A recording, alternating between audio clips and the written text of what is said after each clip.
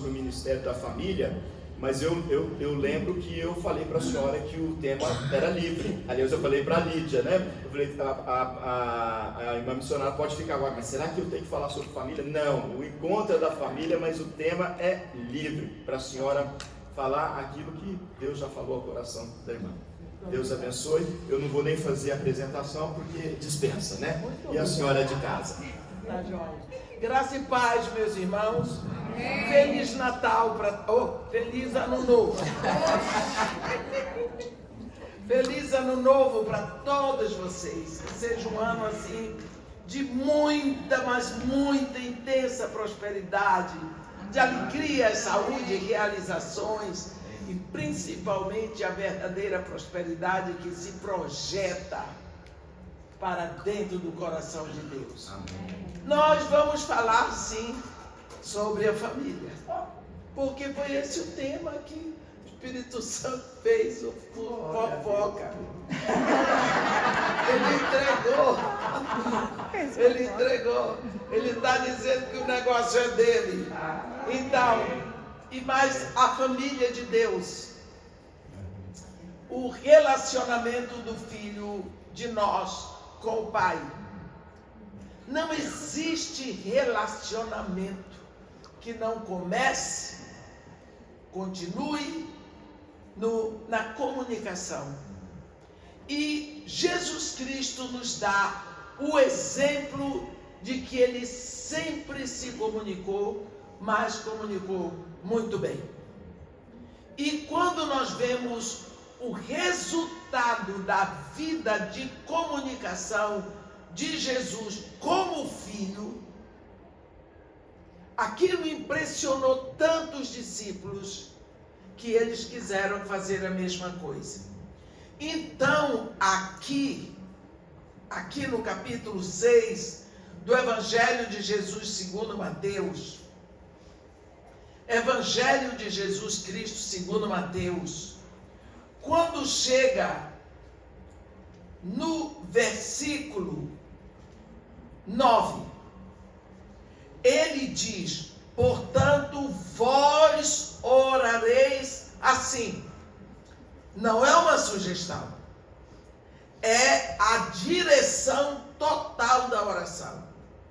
Porque aqui Jesus Cristo fala de como se deve orar, e principalmente quando ele diz: quando orardes, quando falardes com Deus. Ele não diz se orardes, se falardes com Deus. Ele diz quando, não é?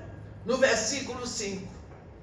Isso significa que ele espera que nós falemos com o nosso Pai. Mas quando ele olha para seus discípulos, ele diz: mas com vocês é diferente. Porque vocês verdadeiramente são filhos. Então, quando vocês orarem, atenção, vocês digam Pai. Pai. Então, Jesus Cristo aqui está trazendo a essência. Porque esta oração, que muitas pessoas dizem que é a oração de Jesus, não é a oração de Jesus. A oração de Jesus está lá no capítulo 17 de João. Esta é a oração que Jesus Cristo nos ensina, é uma essência, é um âmago, é um método, é o modo certo de nos aproximarmos. Quantas vezes nós chegamos, diz: eu vou orar, aí nós chegamos pedindo. Ele aqui diz: não, você vai se aproximar. Você não está se aproximando do seu chefe, nem de um igual.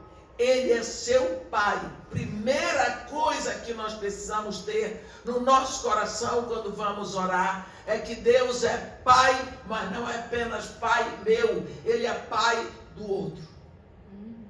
Então isso faz com que haja uma filiação.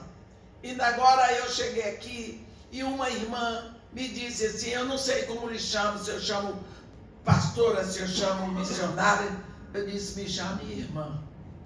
porque esse para mim é o título máximo que alguém me dá. Porque Jesus Cristo foi enviado aqui para fazer de todos nós filhos de Deus. Se somos filhos do mesmo Pai, somos irmãos. Isso para mim é o maior privilégio, ser chamado irmão.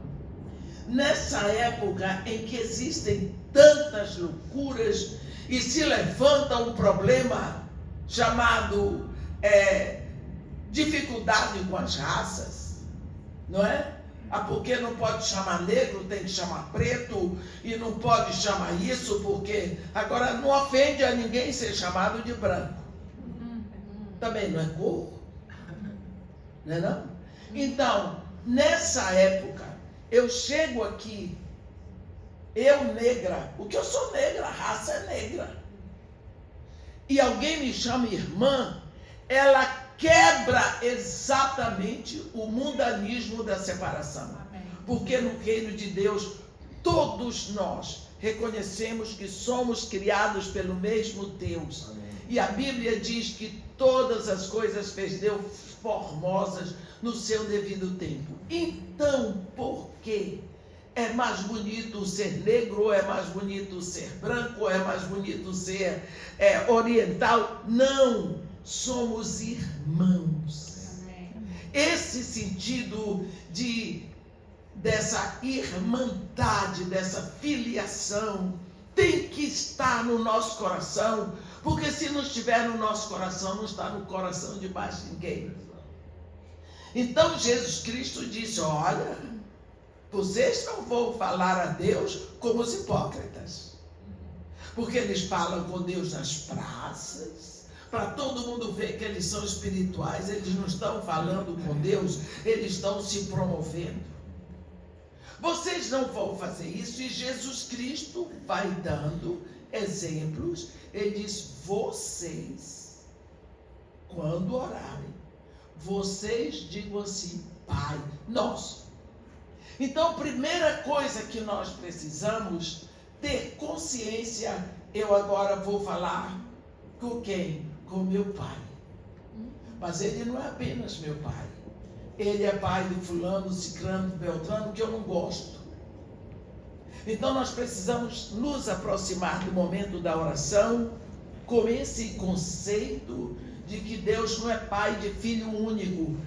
Ele mesmo fez questão de enviar o seu filho como único, como unigênito, para que ele voltasse como primogênito. Porque ele não quis ser pai de filho único. Ele nos chamou todos. E em seguida ele diz: que estás no céu. Isso é tão importante.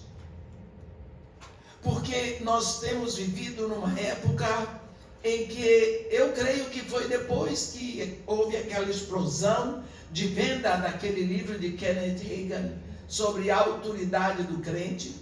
As pessoas chegam para orar dizendo: eu determino,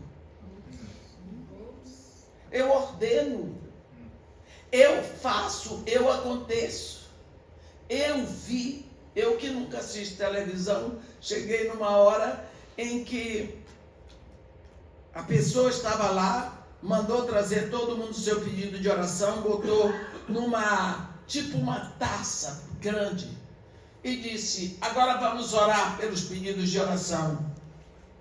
Deus, aqui está o pedido de todos. O Senhor é poderoso para saber o que está escrito em cada pedido aqui. Portanto, está nas tuas mãos e nós oramos em nome de Jesus. Amém? Eu fiquei pensando: ai de Deus, coitadinho de Deus, se ele não atender esse homem. Porque Deus se tornou empregado dele. Deus se tornou alguém que entrou numa armadilha. Se falar no nome de Jesus, eu tenho que fazer. Então veio esse conceito de chegar diante de Deus com autoridade. Chegamos diante de Deus numa autoridade tremenda. Olha, sem olhar para aquele momento em que depois de tanto tempo, Deus esperava que se completasse o tempo dele para chamar Moisés. Moisés estava fazendo um estágio no deserto. Tadinho de Moisés. Tinha feito a melhor escola da época. Era a maior universidade do mundo daquela época, a Universidade do Cairo. Ele tinha estudado todas as grandes ciências do Egito, toda a grande literatura do Egito, a física e a química daquela época, que eu não sei não se conheciam com esse nome, não. Ele era um homem culto, ele era um príncipe egípcio, ele cresceu como um príncipe egípcio, como o sobrinho do faraó. Ele era um homem fino. Aí, Deus permitiu que o homem fino usasse o caráter dele agressivo para matar um egípcio. Só que todo sujeito que mata é covarde. E por isso ele fugiu para não ser preso. Está vendo? Fugitivo. Foi para o deserto. Ele achou que estava fazendo uma grande coisa. Era Deus abrindo o estágio para ele. Ele agora ia ser estagiário de pastor. Então, para estagiar, ele tinha que estagiar cuidando no deserto de ovelhas que não eram dele. Porque depois ele ia atravessar o deserto cuidando de ovelhas que não eram dele. Então ele ficou 40 anos no estágio. Ele começou aos 40 e agora ele fica mais 40 no deserto, tomando conta dos rebanhos do sogro dele. Está vendo? Aprendeu a cheirar como ovelha, até aquele perfumezinho de deserto, do tempo que não tinha desodorante. Aprendeu o que é a vida no deserto, sem o conforto do palácio. Depois que Deus disse, agora ele está prontinho. Então Deus atraiu a atenção de Moisés. Como Moisés tinha uma mente brilhante, e ele era um homem culto e tinha aprendido sobre fenômenos, Deus fez um fenômeno. E não tem um fenômeno até hoje, isso encantaria qualquer um. Toca fogo numa árvorezinha, e a árvore nem está ali. Então Deus fez, ficou lá. E Moisés olhou e disse, um arbusto queimando, pegando fogo, e não se extingue? Eu vou ali, que eu vou ver que fenômeno é esse. E foi. E foi. E quando ele vai se aproximando para estudar com a sua mente iludiva, a atenção dele estava toda no fenômeno. O que será isso? Deus diz, Moisés, eis-me aqui, tira a sandália dos pés, porque o lugar em que pisas é santo. Olhe bem. Ele agora ia falar com Deus e Deus com ele, mas era necessário que ele tirasse a sandália dos pés. Por quê? Deus criou os nossos pés, mas nós, os homens, criamos o sapato, a sandália. A sandália, a sola da sandália, ela me separa do pó. Só que quando eu tiro a sandália, eu ponho o pé no chão, eu e o pó somos uma única coisa. Eu e o pó somos uma única coisa. Eu sou o pó sou eu, e Deus não é pó. Então, nós precisamos ver a diferença, que Deus é Deus. Somos filhos, sim, mas não somos filhos porque sofremos para isso, porque pagamos o preço, porque merecemos, porque somos dignos. Não.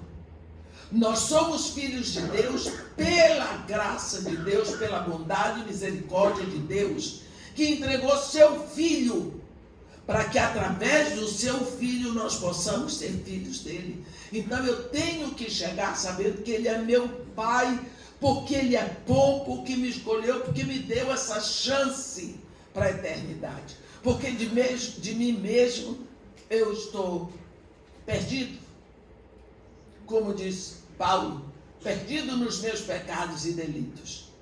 Então nós precisamos nos aproximar, sabendo que ele está nos céus, e a diferença é muito grande. Porque como que eu falo com alguém aqui na terra e ele está nos céus? Então eu estou perdendo tempo? Não. Tenho que saber que ele é meu pai, mas que ele está nos céus. Significa que ele está entronizado nas maiores alturas, que ele é excelso. Até hoje, nós vemos o povo judeu, eles usam aquele kippá, não é? Aquele kippá, ele é a medida do homem. Significa, o meu tamanho é da terra até aqui. Daqui para cima, infinitamente, é Deus. Por isso o judeu, quando vai orar, ele levanta as mãos acima da cabeça. É por isso que ele levanta as mãos. Significa, eu estou falando com alguém que está acima de mim. É contigo que eu estou falando. Deus que está acima de mim. Então Jesus traz para nós, primeiro, ele é meu pai, mas ele não é apenas meu. Então eu tenho que tratar os outros como filhos de Deus. Por quê? Muitas vezes eu acho que eu posso fazer o que quero com o outro. Quando Jesus Cristo diz, o que fizerdes ao menor dos meus, é a mim que fazes. Então eu tenho que tomar cuidado como eu vou tratar as outras pessoas. Mas como eu vou saber que elas são de Deus? Não é da sua conta? Não é da minha conta? Eu tenho que tratar a todos como possíveis filhos de Deus. Lembra de Paulo? Quem diria que aquela coisa horrível ia ser o grande apóstolo do cristianismo? O homem era uma coisa horrorosa. Paulo, ele mesmo conta isso, ele mesmo disse isso. Se avantajava naquele que ele diz que é o zelo dele pela igreja, pela lei. Quem diria? Você vê que quando Jesus Cristo fala para Ananias e orar para Paulo para que ele recupere a visão, o próprio Ananias disse, Senhor, o Senhor não sabe quem é este homem. De muitos tenho ouvido quantos males ele fez aos seus lá em Jerusalém. Sabe o que ele veio fazer aqui? Ele pediu autoridade do sumo sacerdote para prender a todos aqueles que invocam o seu nome. Praticamente, ele estava dizendo, deixa esse homem cego, Senhor, porque cego ele não persegue a gente. Para você ver o horror que era Paulo. Todo mundo queria que ele morresse. É engraçado que isso ainda tem na igreja. Cheguei numa igreja e a mulher disse, eu não vou ao Brasil enquanto fulano estiver lá e tudo mais. Eu disse, mas por quê? Você tem que orar por ele. Irmã, eu quero que ele morra. Eu disse, minha filha, se morrer, ele está perdido. E Deus não quer. Tanto que Deus não extinguiu o sopro de vida que deu a ele. O desejo de Deus é que todos se convertam. Olha aí, Paulo. Ele era de Jesus. Só que Ananias não sabia. Então, o que fizerdes ao menor dos meus, é a mim que fazes. Paulo não sabia que estava maltratando aqueles que eram de Jesus. Mas Ananias, que era de Jesus, também não sabia que ele estava querendo descartar Paulo. Então nós precisamos ter essa visão do amor, de querer que todos sejam de Deus. Então, se eu quero isso, Então, eu vou olhar para todos como possíveis filhos de Deus. Uma das maiores dificuldades quando eu entrei no Morro Dona Marta é que lá havia a maior concentração de centros de macumba do Rio de Janeiro. E a pessoa uma das mais difíceis que eu encontrei foi a macumbeira-chefe. A macumbeira-chefe. Ela não admitia a minha presença ali. Não é? Então, foi difícil. Aquela mulher fez o possível para me matar. Ela contratou os demônios dela todinho, mas acontece que quem mandou ali foi Deus. E ela foi a primeira convertida. E eu estou falando isso porque eu cheguei agora no Canadá, eu vim de lá semana passada, e a filha do pastor Ceni Tavares me mostrou uma foto com ela, porque depois da conversão dela, ela se tornou a líder de intercessão. E eu a levei comigo numa viagem missionária para Aracruz. Ela morreu, mas morreu, graças a Deus, salva. Amém. Então, como que eu vou olhar para uma pessoa dessa e dizer, é do diabo? É nada, o diabo é ladrão. Porque não foi ele que criou as pessoas. Deus, o nosso Deus, é o único, Jeová Elohim, que tem em si o poder de criar. Então, quando Jesus Cristo, vós orareis assim, Pai nosso, que estás nos céus, muito elevado, muito acima, muito diferente de mim. Eu chego reconhecendo que eu sou pó. Eu fico impressionada com a atitude daqueles 3 magos que passaram anos da vida deles procurando a estrela do rei de Israel.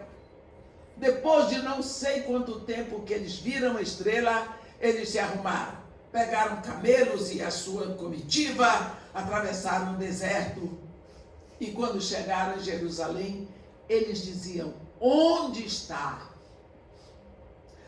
o rei dos judeus? O recém-nascido rei dos judeus. Porque nós vimos a sua estrela e nós viemos adorar. Depois de muitas coisas que aconteceram, enfim, eles, direcionados pela profecia que está em Miqueias, eles chegam lá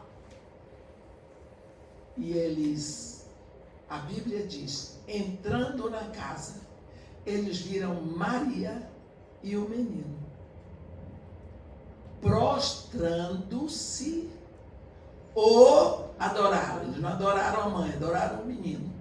Prostrando-se ou adoraram. Entregaram seus presentes e voltaram para casa. Eles atravessaram o deserto para adorar. Que coisa linda. A gente tem que vir de carro e não vem. Eles vieram muito tempo. Mas o que eu gosto é que eles se prostram. Por quê? Porque diante deles estava um rei que tem uma estrela no céu. Porque eles podiam ser ricos. A Bíblia não diz que eles eram reis, a Bíblia não diz, só diz que eram magos que vieram do Oriente. Eles deviam ser pessoas importantes, que foram recebidos pelo rei Herodes, não é? Mas, olhe bem, olhe isso. Eles se prostraram diante do menino, porque o menino era um rei especial. Ele tinha uma estrela no céu, um rei da terra. Ele pode ter todos os tesouros do mundo, mas uma estrela no céu. Só que eles não sabiam é que ele é o criador de todas as estrelas e sabe o nome de cada uma delas. Não dá para entender isso. Nós não temos que entender esse poder. Então eles se prostram, e naquela época a prostração era rosto em terra. Eu sou pó diante de ti. Naquele momento se cumpriu uma profecia de Davi. Os reis da terra se prostrarão ante a ti, Senhor. Eles se prostram. Então Jesus está dizendo que nós oraremos ao Pai, reconhecendo primeiro que Ele é o nosso Pai. E se Jesus Cristo nos diz para chamar a Deus de Pai, é porque Deus quer ser chamado assim. Chamá-lo de Pai. Amém. Nessa intimidade. Sou teu filho. Mas que Ele não é um paizinho aqui da terra. Pecador. Não. Ele não deixa, Ele não abandona. Ele não deixa você sozinho, depois manda um dinheirinho para comprar comida. Não. Ele supre o tempo todo. Mas Ele está nos céus. Amém. Aí vem: santificado seja o teu nome. Olha, eu estou falando com o Deus dos céus. E eu digo: santificado seja o teu nome. Isso é muito importante. Porque nós estamos chegando, nos aproximando em espírito do trono de Deus, e nós começamos a ser impactados pela glória e pela santidade de Deus. Não é? Você vê que isso aconteceu com Moisés, quando foi impactado com a glória de Deus, ele ficou lá 40 dias. Isso nos dá a sensação da reverência. Reverência não é o seguinte, que você tem que estar de joelhos, ou que você tem que dar uma reverência, é lá no coração. Você pode falar, orar com seu Pai do céu, sentada, em pé, deitada, mas a reverência do coração. Isso é muito importante. E quando nós lemos Êxodo 3, no versículo, a partir do versículo 5, nós vamos ver que Deus não tentou convencer Moisés de que ele era a pessoa indicada, a pessoa que tinha um currículo pronto para ir a Faraó. Eu diria logo: não, senhor, o senhor tem que mandar Moisés, porque ele tem um currículo pronto, não é? Ninguém melhor do que ele conhece a cultura do Egito, ele sabe como chegar lá. Ninguém melhor do que ele é perfeito, porque ele já, para atravessar o deserto com o povo, que ele ficou 40 anos cuidando de ovelhas no deserto. Não, nesse trecho nós não vemos uma palavra falando sobre o currículo de Moisés. Nada diz que Moisés era capaz. Por quê? Porque os atributos de Moisés não contaram. Mas os de Deus, sim. É Deus que vai fazer. Ele diz: eu te enviarei a Faraó. Tu dirás, tu falarás. Quem vai fazer sou eu. Às vezes nós esquecemos e nós vamos ver Jesus Cristo fechar a oração: teu é o poder, não é meu. Tua é a glória, não é minha. A ação é de Deus. Nós somos a parte visível, porque aqui na terra todos têm que ter um corpo para viver na terra, não é? Por isso Deus fez um corpo para a palavra dele, e a palavra nasceu num corpo, é Jesus. Jesus é a palavra visível, é a palavra palpável. Os atributos de Moisés não contaram, mas os atributos de Deus, porque Deus tomou para si. Ele disse: Moisés, eu vi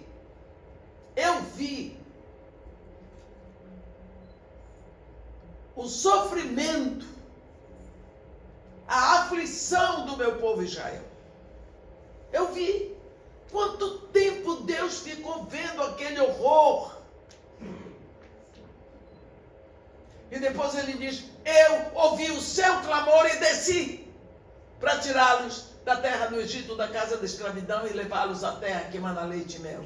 Olhe bem, enquanto Deus estava vendo, não podia fazer nada.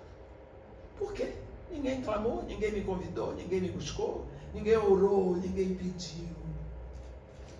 Não é? Quantas vezes você está com problema sério, seja lá qual for, mas você está esperando que o advogado resolva, que a imigração resolva, que o pastor resolva, que o banco resolva.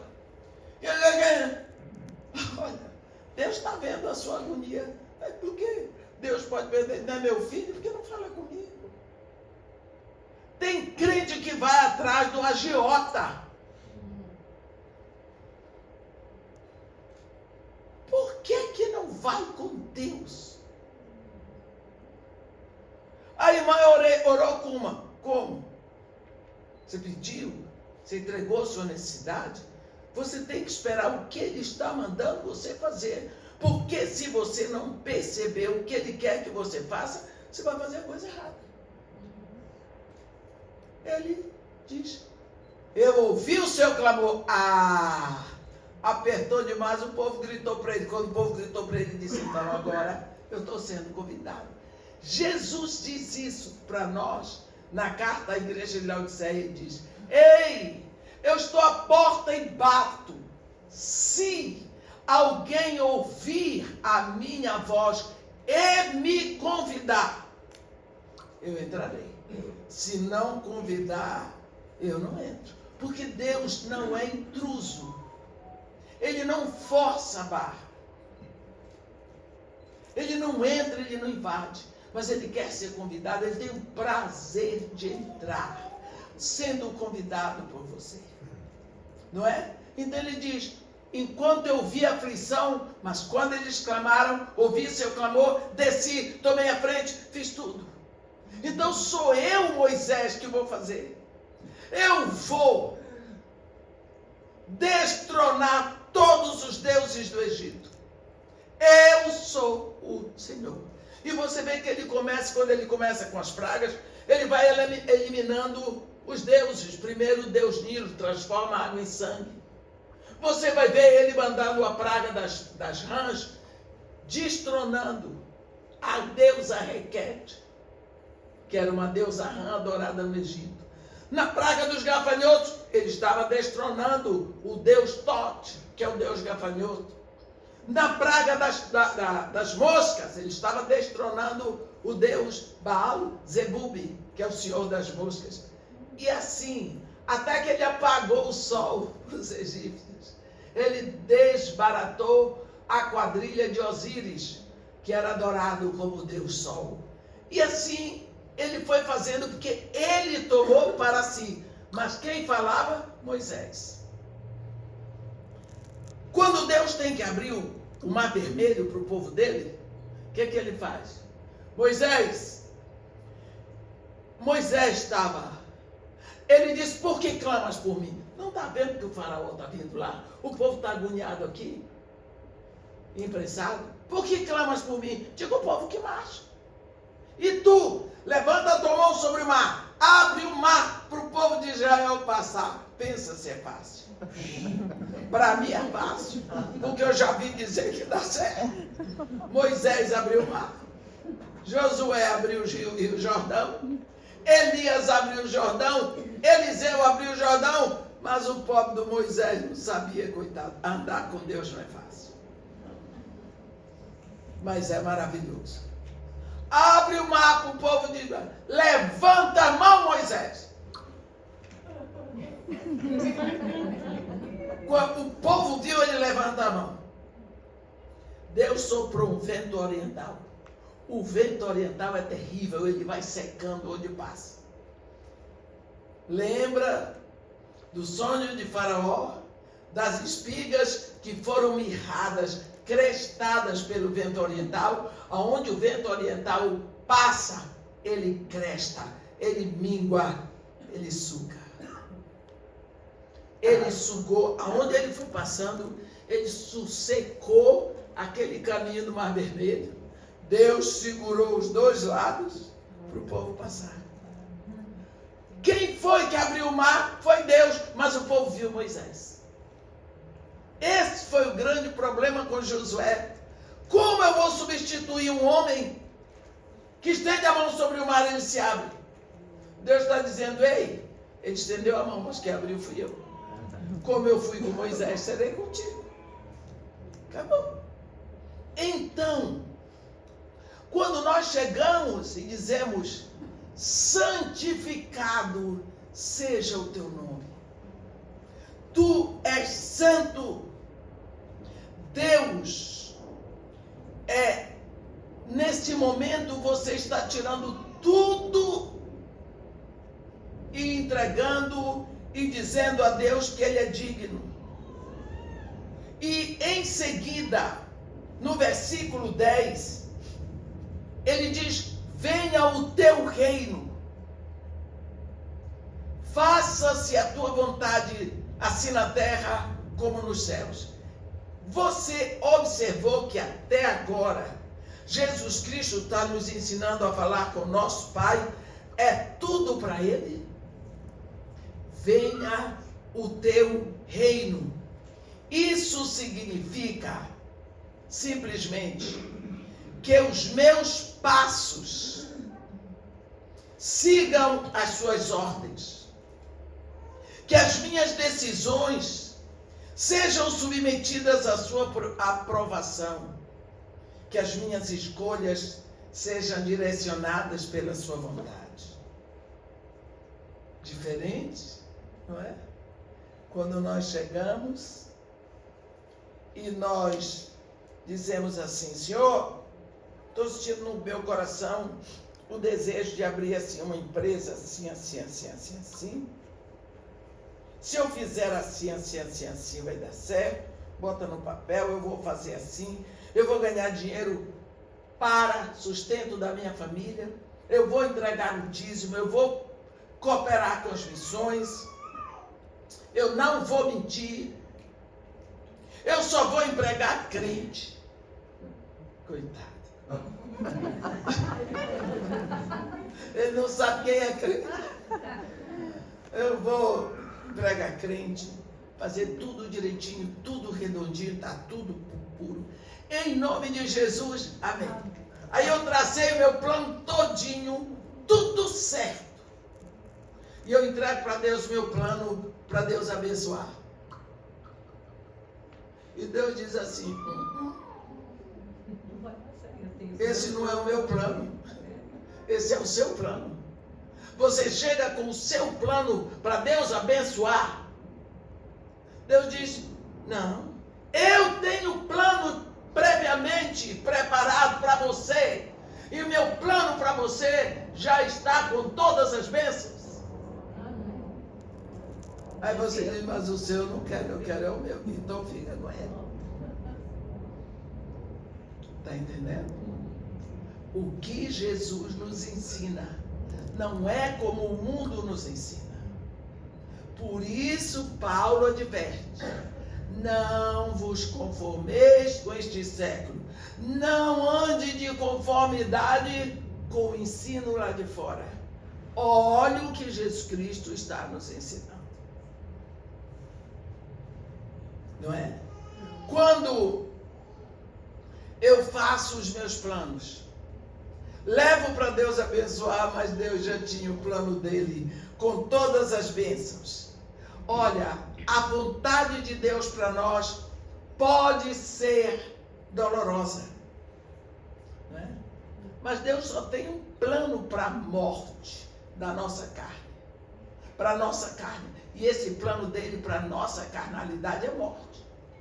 A carne, a mente carnal, não agrada a Deus. E muitas vezes é isso que nos separa dele.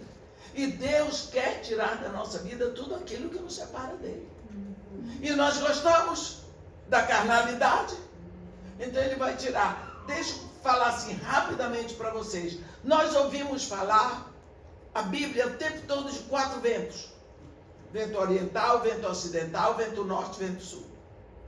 O vento oriental é aquele vento que seca, é vento de destruição. ele seca, ele mingua, ele impede o progresso. O vento ocidental é o vento que liberta. O vento norte é aquele que limpa tudo, você começa a enxergar. E o vento sul é aquele que dá prazer. Então, quando o Espírito vem na nossa vida, soprando como 4 ventos, você vê isso em muitos lugares na Bíblia. Primeiro ele entra como vento oriental. Ele vai secar, ele vai minguar tudo aquilo que não presta na sua vida, que tem impedido a sua vida com Deus. Depois eles enviam o vento ocidental. O vento ocidental foi o vento que soprou no Egito, que Deus soprou no Egito, que jogou todos os gafanhotos para o Mar Vermelho, não sobrou nenhum. Vento ocidental. Aí o Espírito sopra na sua vida como vento ocidental. Eita, os gafanhotos vão tudo embora. Aquelas amizades que você gostava tanto, mas que impediam a sua vida espiritual. Vai sair tanta coisa. Você vai reclamar. Eu gostava. Eu sei que ele é casado com outra. Eu gostava, ele era tão bom. Mas ela não tratava bem dele. Lógico, o mentiroso não vai dizer a verdade. Ele vai tirar. Vai. O vento ocidental vai jogar tudo com aquele gafanhoto. Tudo aquilo que impede o florescimento da sua vida. Não vai ficar nenhum. Muitas amizades que você gostava. Muitas coisas que você gostava, dizia, isso não tem nada de mal. Não prejudica ninguém, que não é pecado não. Ele vai tirar. Você nem vai perceber. Você nem vai perceber. Depois, ele sopra aquele vento norte. Você começa a enxergar. É mesmo. Eu gostava tanto daquilo. Como eu era ridícula. Você começa a enxergar. Depois ele sopra vento sul. A sua vida começa a dar prazer a Deus. Você começa a ser uma pessoa leve. O Espírito vai fazendo essa obra. Isso é importante. Quando nós oramos, que a tua vontade seja feita na minha vida. Não mais a minha, mas assim a tua, porque tu estás no céu. Gente, isso é dar. Eu abro a minha boca para reconhecer que Deus tem a autoridade, o direito e a soberania. Eu me rendo a Ele. Olha, lá em 1 Coríntios 15, no versículo 1, Paulo diz, dia após dia morro. Morro. É lindo a gente ver, se você olhar para a vida de Paulo antes e olhar depois, você vai ver que ele morria para as coisas do mundo. Mas ele crescia para o reino de Deus. Quando nós oramos, tua vontade seja feita, nós estamos indo direto no âmago do coração de Deus. Lógico que Ele não vai esconder de nós os seus planos. Se você prestou atenção, até o versículo 10, versículo 9 e 10 é a introdução. E isso Jesus está dizendo como você e eu devemos orar. Ele diz, mas vós orareis assim. Agora, falei com Deus. Pai, nosso, tu estás no céu. Santificado seja o teu nome. Venha o teu reino. Seja feita a tua vontade. Pronto. Agora eu vou começar a pedir para mim. Só agora eu vou entrar pensando em mim. E o que Jesus diz? O pão nosso de cada dia dá-nos hoje. O pão nosso de cada dia dá-nos hoje. Nós lemos lá em 1 Timóteo 5, no versículo 8 assim: ora, se alguém não tem cuidado dos seus, e especialmente dos da própria casa, obrigado, pastor, tem negado a fé, e é pior do que o não crente.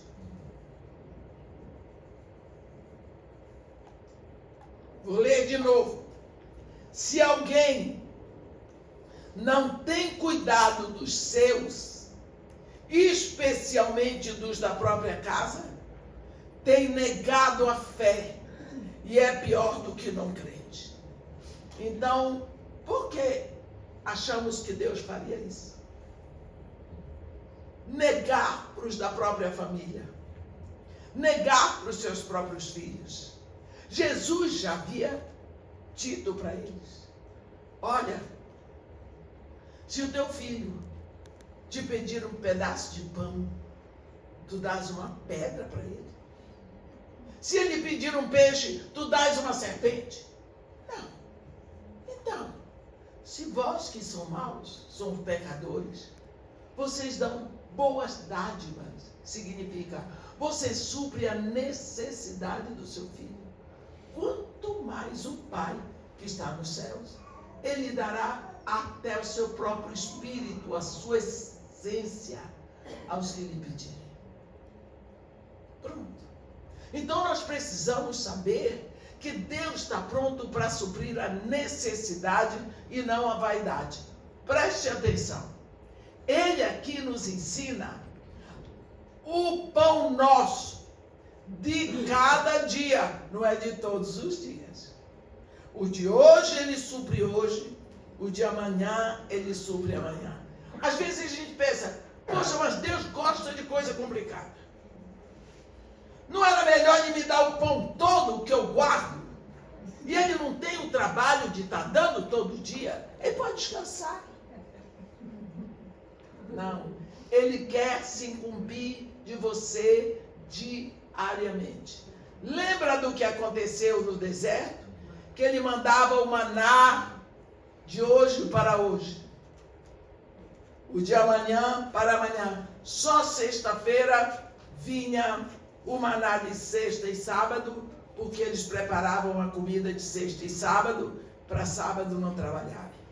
Então, Jesus Cristo está aqui nos ensinando a pedir o suprimento necessário e não o excesso. Nós temos muita coisa que aprender quando nós sentamos com a palavra de Deus, lemos 1 ou 2 versículos e nós pensamos no que aquela palavra está dizendo. Tem um momento, lá em João no capítulo 11, que é sobre a doença e o falecimento e ressurreição de Lázaro. Aquelas duas irmãs, era uma situação muito difícil, Marta e Maria, porque naquela época, moça solteira dependia do pai ou do irmão mais velho. As duas, Marta e Maria, elas eram solteiras. Então o suprimento delas vinha por Lázaro. Lázaro era o provedor da casa. Lázaro, Maria e Marta eram muito amigos de Jesus. E Lázaro era um homem numa situação financeira boa. E era o lugar onde Jesus parava. Quando vinha da Judéia para a Galileia, parava em Betânia. Quando subia da Galileia para a Judéia, ele parava na casa de Lázaro, porque era o lugar onde ele se sentia bem. Porque não é toda a casa que você recebe 12 homens. Misericórdia. Você que é mulher. Suados, famintos, sem desodorante, empoeirado, jogando as trouxas dele em qualquer lugar e se expondo no chão e querendo água e precisando de banho e com fome. Homem, vocês sabem como são os homens, mulheres, né? Eles são uma maravilha. Chegaram, começou a confusão. Mas eles são uma bênção. É Deus que diz. Por isso ele primeiro fez o homem. Marta, cuidadosa do jeito que era com a casa, ela recebia aquela trupe na casa dela. Maria, quando via Jesus, não estou mais nem aí pro resto. Mas Marta gostava. Lázaro se deleitava, ele não estava nem aí com a despesa. Amigos, a Bíblia diz que Jesus amava a Lázaro, a Marta e a Maria, sua irmã. Amava. Quer dizer, era amigo de verdade. Bem, eles, com a casa daquele jeito, daquele tamanho, eles deviam ter alguns empregados que serviam, que ajudavam. Jesus Cristo está chegando a hora dele operar o último milagre antes da cruz. Grande milagre. Ressuscitar o morto de 4 dias, no 4º dia. Para não ser apedrejado na Judéia, ele desceu para Galileia, mas antes parou na casa de Lázaro. Falou com Marta, Maria e Lázaro. Eu estou descendo para Galileia e eu vou ficar em tal lugar, assim, assim, assim, assim. Esse é o meu endereço lá. Por quê? Porque Jesus sabia que elas iam precisar dele. E como ele estava escondido, ele ia se esconder para não morrer antes da cruz, então ninguém mais podia saber o paradeiro dele. A situação estava muito difícil. Enquanto ele desce, Lázaro adoeceu. E a doença de Lázaro era mortal, porque tinha que ser. Então não houve quem desse jeito.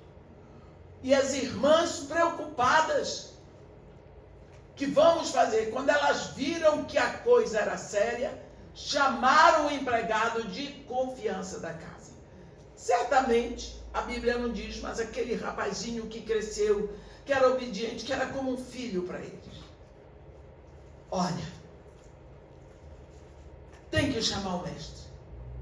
Ninguém pode saber onde ele está, mas nós te confiamos esse segredo. A vida de Lázaro agora está nas tuas mãos, mas a vida do mestre também. Olhe bem. Por quê? Ele tem que chegar aqui para Lázaro não morrer. O menino, com certeza, se sentiu honrado. Você vai lá e você vai chamar o mestre. Você pensa a vida desse garoto. Ele estava na Judéia, Betânia. Ele tinha que descer para Galileia, e lá no Brasil a gente diz para descer todo santo ajuda, quer dizer, é mais fácil. Se bem que eu, na minha idade, eu acho pior descer do que subir, mas desceu com tudo. Com certeza ele não parou no caminho. Ele não parou, porque ele amava Lázaro. Ele amava aquela, e ele estava feliz que elas confiaram nele. Ele desceu com tudo. Quando ele chegou no lugar onde Jesus estava, ele foi atacando assim: Mestre, aquele a quem tu amas está enfermo. Isso é importante. Ele podia ter dito assim: Mestre, aquele que te ama está enfermo. Mas ele botou a verdade, o amor verdadeiro no lugar certo. Quando eu for pedir a Deus, eu peço na direção do amor dele por mim, porque esse amor é eterno, é verdadeiro. O meu amor por ele, o que é o meu amor por ele? É nada. Então muitas vezes nós pedimos: Senhor, porque eu te amo, faz isso. Não, ele não tem que me pagar pelo meu amor. Eu é que vou beber na fonte dele. Eu é que vou buscar do amor dele. Senhor, eu aprendi aqui como orar pelo meu filho. Foi nesse trecho de João 11. Por isso eu digo, nós aprendemos as coisas da Bíblia lendo devagar, pensando. Eu aprendi a chegar diante de Deus, Senhor, o filho que tu botaste no meu ventre, esse filho que tu amas tanto. Aí eu começo a dizer as coisas. Então eu aprendi a orar, chamando a atenção do amor de Deus pela pessoa, do interesse de Deus pela situação, e não pelo amor das pessoas para com Ele, porque isso daí pode ser mentira. Então, Jesus, quando Ele diz, o pão nosso de cada dia dá-nos hoje, eu estou pedindo pelo suprimento diário. Senhor, que tu supras a minha necessidade hoje, por causa do teu amor por mim, porque tu me amas. Não é? Eu acho bonito a situação de João, que ele diz, aquele discípulo a quem Jesus amava, capítulo 21 de João. Ele não diz aquele discípulo que amava o mestre, mas ele se diz o discípulo a quem Jesus amava. É verdade. Porque Mateus não diz que Jesus amava João. Marcos, Lucas, é só João que diz. É uma verdade. Ele simplesmente entrega a grande verdade. Eu posso chegar diante do Pai e dizer, Pai, eu estou aqui. Eu, a filha que tu tanto amas. Porque isso é verdade. Isso é verdade. É Ele que me ama. Ele me amou primeiro e Ele vai me amar sempre. Não é? O nosso amor por Deus normalmente é quando Ele faz aquilo que nós queremos. Não é? Então, você acha que Deus não está interessado em suprir as suas necessidades? E Ele sempre provê. Mas pedir é reconhecer que tudo está nas mãos dele. Agora, Jesus Cristo continua, porque nós estamos pedindo para nós, perdoa os nossos pecados, assim como nós perdoamos aquele que nos tem ofendido. Como que eu vou perdoar o pecado de quem me fez tanto mal? Quem me causou um prejuízo terrível, arrebentou com o meu futuro, prejudicou os meus filhos, os meus ganhos, me fez perder tudo o que eu tinha. Ah, não. Aí é demais. Aí, então, irmã, não dá. Não dá porque a carne é fraca. Já ouviu dizer a carne é fraca? Então você ainda está lá do outro lado, não atravessou o rio. Porque quando, irmã, não posso ficar, eu sou pecador, sei. Mas qual é a diferença entre o pecador que está filho de Deus e o que ainda não conhece Jesus? Será que não tem uma diferença? Olha, quando João escreve a primeira carta, ele está escrevendo para a igreja. Ele está escrevendo para pessoas como nós. E ele nos diz assim, filhinhos meus, eu vos escrevo essas coisas para que não pequeis. Ele não diz, porque sois carnais, para que não pequeis. Então, é possível sim para um crente não pecar, porque João não é doido. Mas, se pecares, tendes advogado junto ao Pai. Jesus Cristo, o justo, Ele é a propiciação, Ele é o advogado. Segundo o capítulo de João, é uma coisa assim, como tudo que tem na Bíblia, maravilhosa. Propiciação e advogado. O que significa que a nossa vida não é uma prática do pecado. Nós não precisamos viver na prática do pecado. Pode acontecer um acidente. O pecado se torna um acidente que pode acontecer.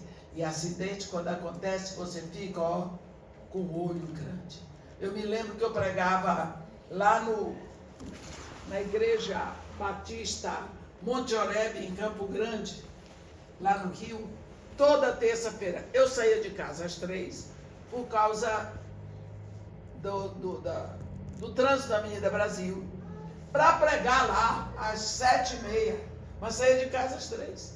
Se não fosse o trânsito, eu saía lá de casa às 6h30, chegava lá com tempo, porque para não pegar o trânsito. E eu voltava, quando acabava o culto, lá pelas 10, 9h30, 10 da noite.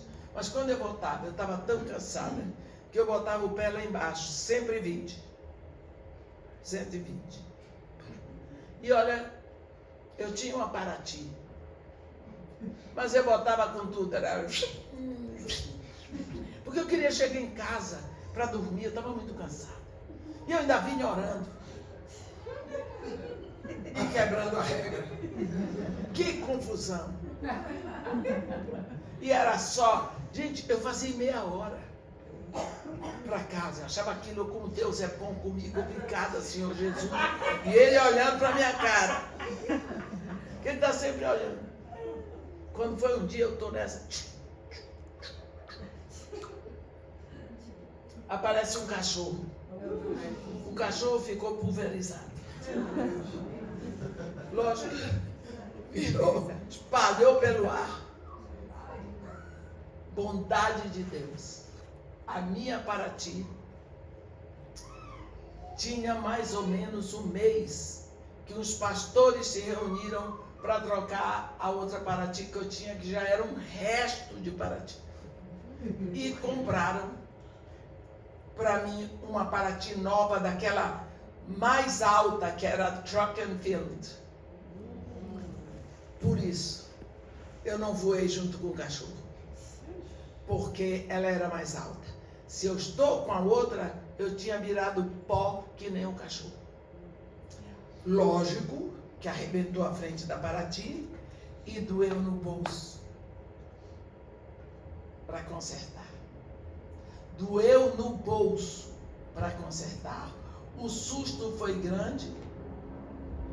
Eu agradeci a Deus pelo livramento. Pedi perdão a Deus pela desobediência. Nunca mais eu saí fora da velocidade, porque houve um acidente. Eu vi quanto doeu. Depois disso, eu ganhei uma picape cabine dupla. Uma maravilha, que eu posso botar 150, o que for. Cadê que eu saio dos 80? Saiu não, por quê? E o cachorro? E o acidente? E a ofensa à lei da terra? Aprendi, acidentes servem para nos ensinar a vivermos pensando nas consequências. Então, o pecado não é uma tônica na vida do crente. Filhinhos meus, eu vos escrevo essas coisas para que não pequeis. Se, todavia, pecardes, se acontecer, tendes advogado junto ao Pai, Jesus Cristo, o justo. Então, nós não temos que viver no pecado.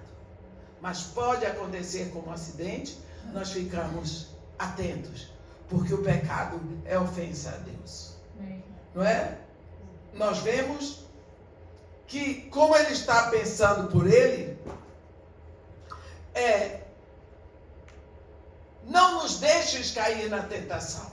Olhe bem, Jesus Cristo não nos ensina a orar, não nos deixe ser tentados, não nos deixe cair.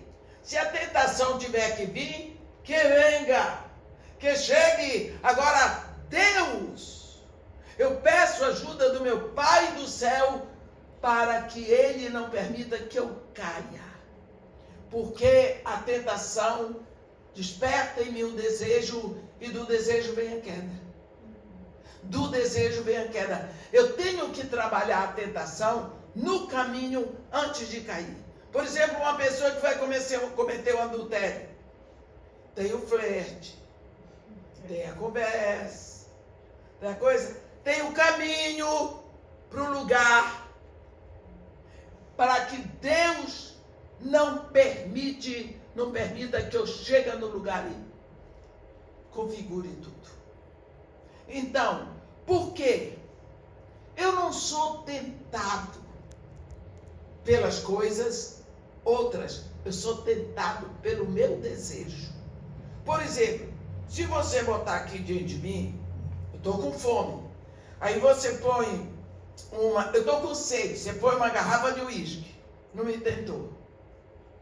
Se você botar uma garrafa de vinho, não me tentou. Mas se você botar uma garrafa com suco de cupuaçu ou de açaí, eu não posso tomar, eu não devo tomar, por causa da acidez disso, vai fazer mal, eu digo, puxa, mas só hoje, só um pouquinho. Ó Senhor, me ajuda, cura o meu estômago, eu tomar esse soco, está cheirando tanto, ai meu Deus, não é todo dia. Aí a minha mente começa a produzir desculpas para eu cair na tentação. E o suco está olhando para mim. Senhor, só hoje, só essa vez, pá e cai.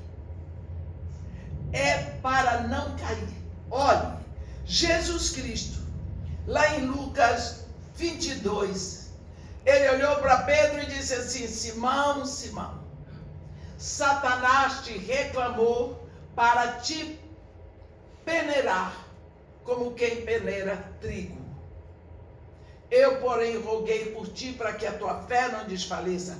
Quando tu te converteres, fortalece os teus irmãos. Olha, eu fico pensando, por que Jesus não diz, Pai, não permita que ele seja peneirado? Porque se for peneirado, tem tanta sujeira, vai fazer vergonha para o meu ministério. Ele é meu discípulo. Ele vai fazer vontade de Satanás. Satanás vai querer prejudicar. Não, Jesus Cristo não orou para Pedro não ser tentado, ele orou para Pedro não desistir. Roguei por ti para que a tua fé não desfaleça, para que tu caindo não fiques no pó. Olhes para mim. E aí vem a parte mais dolorosa para mim. Se Jesus não pediu para que Pedro não fosse exposto, ele não vai pedir para mim. Então, se tiver sujeira aqui, o diabo quiser expor, mas ele vai escancarar.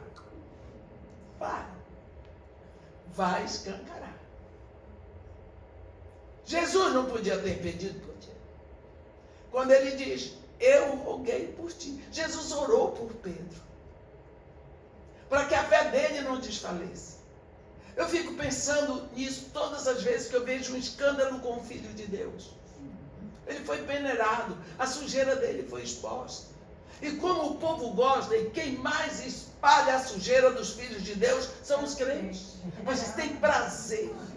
Você não vê um padre contra o outro na televisão. Você não vê um macumbeiro contra o outro. Você vê um pastor contra o outro.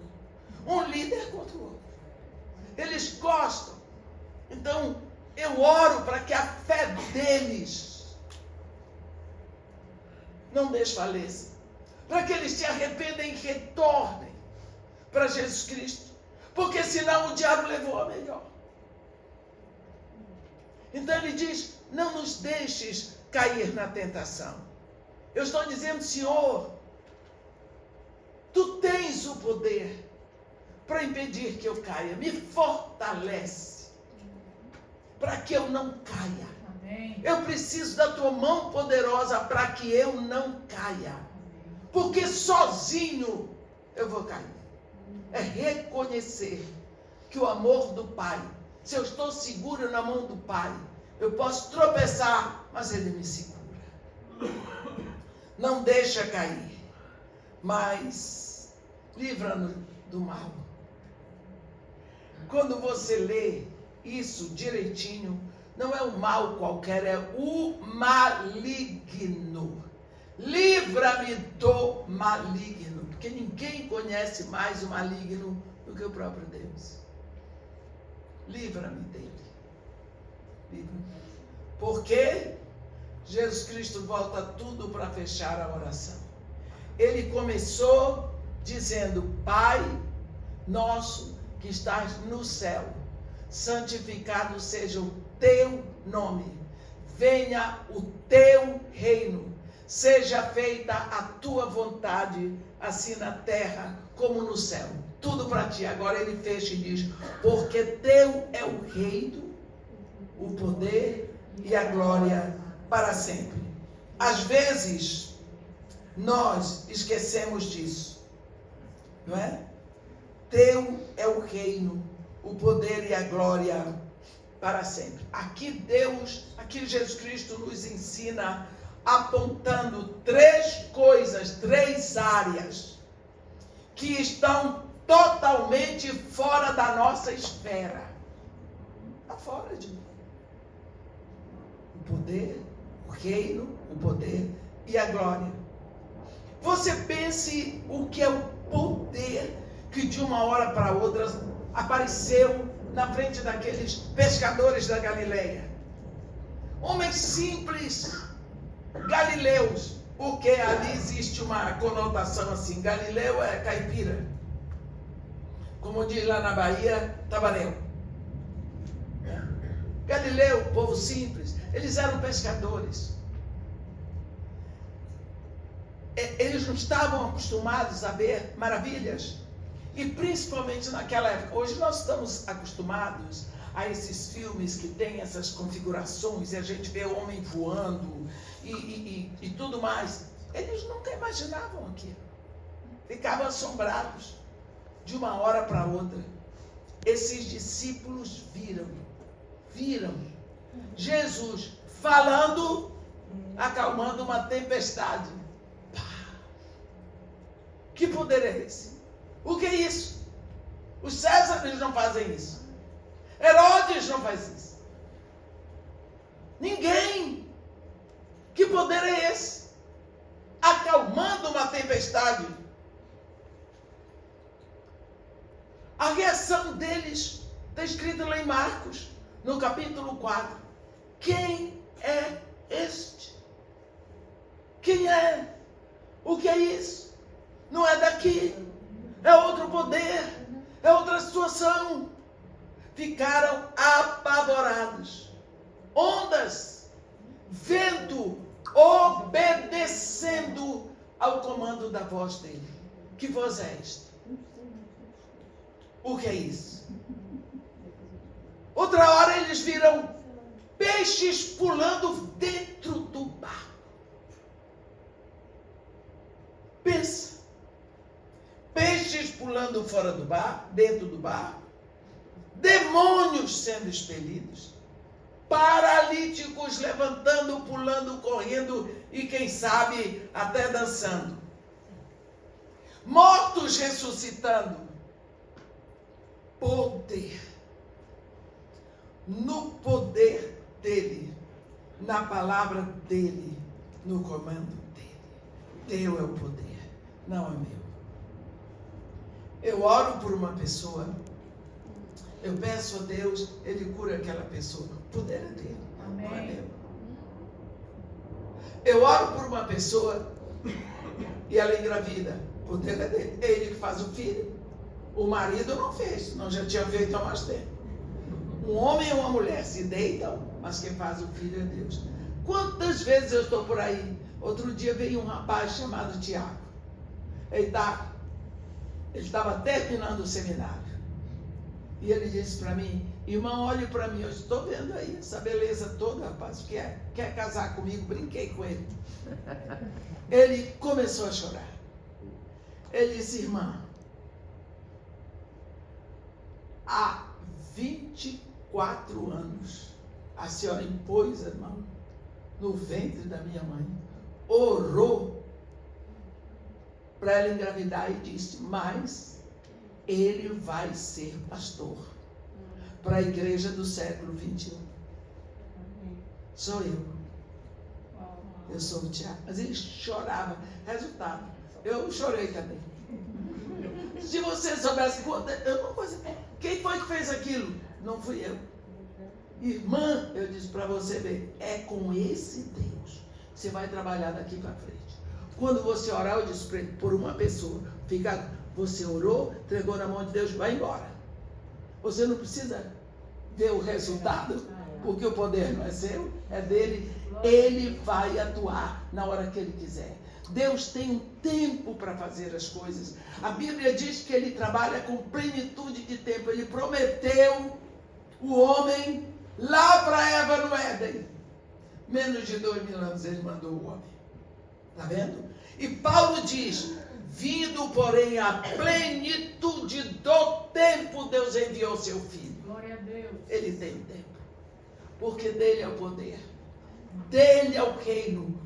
Por isso a glória é dele, é para ele e está com ele. Amém. Olhe bem, a glória, nós não podemos esquecer que o reino é dele, o poder é dele e a glória é dele. Amém. Por isso, quantas vezes nós esquecemos que Jesus Cristo nos deu o método, a forma, a essência de como nós devemos orar. Não significa que essa aqui é uma oração pronta. Porque senão, você só pode orar 1 minuto. Não é? Você só pode orar 1 minuto. Não. Você toma essa oração e começa a falar com seu pai. Pai, desde quando ele é meu pai? Desde o dia que ele tomou o meu coração. Me convenceu e eu me rendi a Jesus Cristo. Como é que isso aconteceu? Por que não aconteceu antes? Deus tem o seu tempo para tudo. Não é? Então, entramos no ano em que você seguramente, porque isso é proposta de todo crente, fez uma proposta de orar. Este ano eu vou orar. Este ano eu vou ler a palavra, este ano eu vou. Quando chega no fim do ano, às vezes você não fez 10% do que planejava. Mas pelo menos você teve o desejo. Porque tem muitos aí que nem o desejo tem. Então este ano, quando você parar para orar, você diga, foi Jesus que disse que eu devo orar assim. Pai, para ali um pouquinho. Pai nosso. Mas tem outra coisa. Jesus Cristo diz, Pai nosso, porque eles estavam juntos. Mas depois ele diz, tu entra no teu quarto e fecha a porta. E ora ao teu Pai em secreto. E o teu Pai que te ouve em secreto, te recompensará. Quer dizer, a oração ali do pé de ouvido, do quarto ou do banheiro, de onde você estiver. Você vê que se você desenvolve esta vida na presença de Deus, você não precisa fazer mesuras. Amém? Nós vamos continuar sobre o assunto oração, partindo para a intimidade com Deus amanhã, não é? Então, por hoje, que Deus nos abençoe e nos guarde, que faça resplandecer o seu rosto sobre nós. Tenha misericórdia de todos nós.